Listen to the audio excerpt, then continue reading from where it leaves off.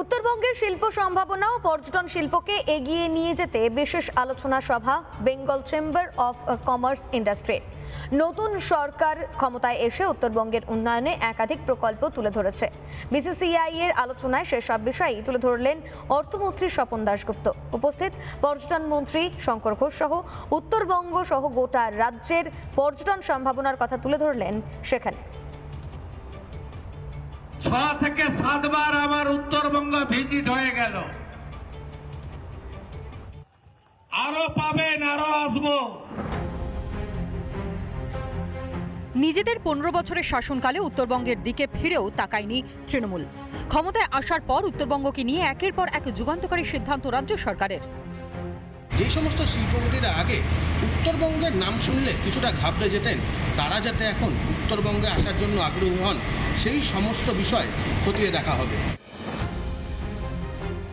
দেশের নিরাপত্তা ও রাজ্যের উন্নয়ন দুদিক থেকেই উত্তরবঙ্গ সমানভাবে গুরুত্বপূর্ণ, সেটাই মনে করালেন অর্থমন্ত্রী। আমরা একটা পরিবেশ তৈরি করতে চাই, যে পরিবেশে লোকেরা ন্যাচারালি অটোমেটিক রুটেই উত্তরবঙ্গে আসতে চাইবে।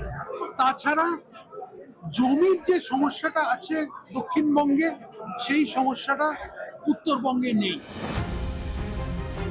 বাঙালি মানেই পাহাড়, সেই সঙ্গে দুর্গাপুজো। পুজো ও পাহাড়কে একসঙ্গে নিয়ে একাধিক ভাবনা রয়েছে রাজ্য সরকারের, জানালেন পর্যটন মন্ত্রী। গ্লোবাল ট্যুরিস্টকে মাথায় রেখেই দুর্গাপুজোকে এবার সারা বিশ্বের সামনে পর্যটনের একটা অংশ হিসাবে তুলে ধরা হবে। এটা একটা ডিটেইল প্ল্যানিং হয়েছে। বিসিসিআই এর অনুষ্ঠানে রাজ্যের তরফে নতুন অ্যাপ আনার কথাও ঘোষণা করেন পর্যটন মন্ত্রী, যেখানে সরকার অনুমোদিত হোটেল, গেস্ট হাউস সহ একাধিক পরিষেবা মিলবে এক ক্লিকেই। রিপাবলিক বাংলা।